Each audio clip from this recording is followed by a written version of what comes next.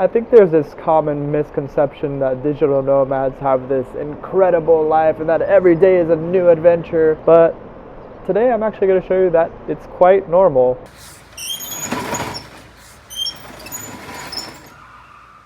Good morning, Albania! It is 6:40 in the morning. This is about the time that I wake up. It's also the coolest time of the day here on this balcony, so I do like to come outside and just greet Vlore. Today is Saturday, and I'm going to be working actually, and I'm going to be teaching around 8 classes. The first one is now at 7 o'clock, so I'm going to take you through my day to give you a better idea of what it's like being a digital nomad here in Vlore, Albania. Now the first thing that's important to note is that there is no AC, so all I have is this fan that's about to break and fall apart. And I'm going to take him to the living room because I can't teach without this little guy. This is his place during the day. All right, he is ready to go. Pumping into my workstation. Okay, so let's take a look at today's schedule. One class now at 7 a.m. And then I have 4 classes in a row from 8:30 to 10:30 and 3 classes in the afternoon from 1:30 to 3. As you can see, I never work later than 3 o'clock, which is actually amazing here in Albania during the summer because the sun goes down around 8:15. So you're done teaching at 3, you can go out and enjoy the beach after that. And the first class of the day is with Behaved Jack. The audio cut out here, but in this scene, I'm basically talking about the sheer joy of being able to work in your underwear as a digital nomad. Class will begin in 44 seconds. I just want to take this time to say that if you're an online teacher, you know that the Wi-Fi situation is very important, and the Wi-Fi here in Albania has been great. So I hope that helps you when choosing your next travel and visit Albania. Why not? So Jack should be here, and there we are. Okay, Jack, let's go. Okay, well that class is finished. It never goes as smoothly as you want it to go. So it's now 7:30 and I have half an hour before I have to teach 3 classes in a row, which is an hour and a half. Time to eat something. The breakfast of champions today is muesli with yogurt, banana, cinnamon, and chia seeds. Today I'm teaching 8 classes. It's gonna get me around $80, and you can do 2 pretty generous grocery shops with $80. For one day's work, you've pretty much covered like half of the month's groceries. And work ensues here on this building right in front of me. Sometimes I need to shut the door to make sure the noise doesn't get in the way of my classes.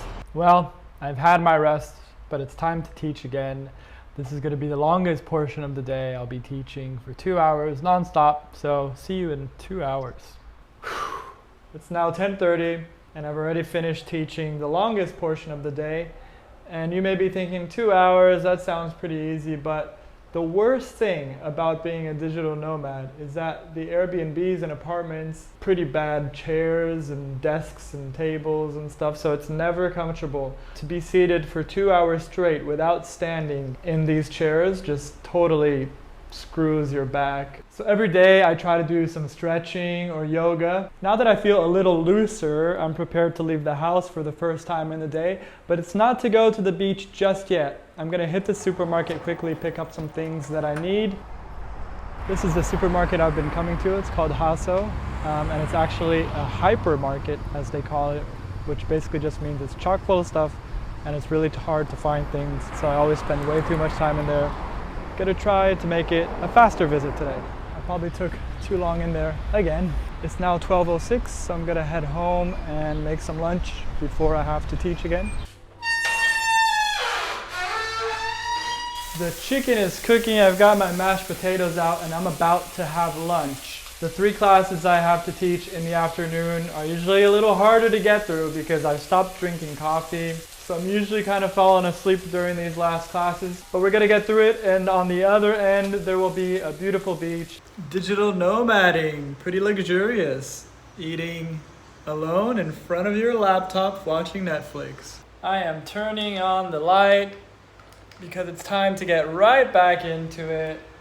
Only an hour and a half separate me from the beach. out there. Let's do this. It's 9 o'clock. All right, well, you enjoy sleeping, okay? I'll talk to you next time. Bye-bye, Maggie. And there you have it. Another day of teaching is done. I've installed myself right here in front of the only fan that I have. I've gotten myself a nice piece of toast with some jam. I'm gonna be just chilling here on the couch, probably for the next hour or so. I'll wait for the sun to go down a bit in intensity, and then I'm gonna take you to the beach.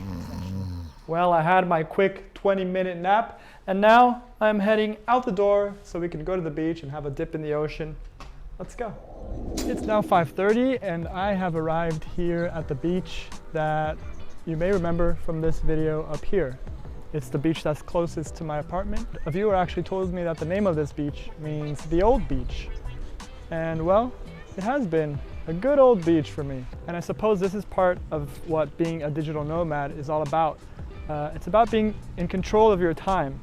And so today I only worked like 4 hours, sometimes it's 3, sometimes it's 2. And when I finished around 3 o'clock, there were still 5 hours left of sunlight to enjoy. And today I've been working on this video for you, but if I wasn't doing this, I would probably be editing another video of mine, and I'm still gonna do that when I get back home as well. So you really have the time to work on your own personal projects, which for me means working on this channel. So it's safe to say that the digital nomad lifestyle is not luxurious in the least bit. I think you kind of noticed that from today's video. It has so many disadvantages. I mean, the list goes on and on. You've got those very uncomfortable chairs everywhere you go. You never really know the language unless you're willing to study, but sometimes you don't have enough time depending on how long you're in a country. You never can have many possessions. Like I would love to carry instruments, but I can't do that because I need to fit everything into a suitcase.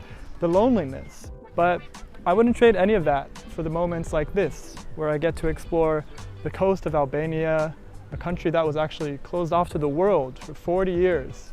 And I get to see it today. I get to see it now while I'm still young. That just means everything to me. It may not seem like it sometimes, but I still do have some fuel to burn, and I want to see as much of the world as I can. And it's also so important to me that I get to share this with you. So I actually want to know from you down in the comment section after seeing today's video, is the digital nomad lifestyle something you're still interested in? Is it something you want to pursue? Let me know down in the comments. Now we are trying to get to that little blue boat over there. You'll see why. Believe it or not, but I have my backpack here with me and my filming equipment in the middle of the ocean. That's how far away I am from the shore. I've become accustomed to this routine of leaving my stuff on the boat while I take a dip in the ocean. So that's what I'm gonna do right now. Okay, I've got my backpack all tucked away here in the boat. There's nothing left for me to do except jump in this water. So I'm gonna leave you guys here. Let me know in the comments section what you think of the digital nomad lifestyle and if you think it's for you. Cause it sure ain't luxurious, but it definitely has its moments. See you on the next one.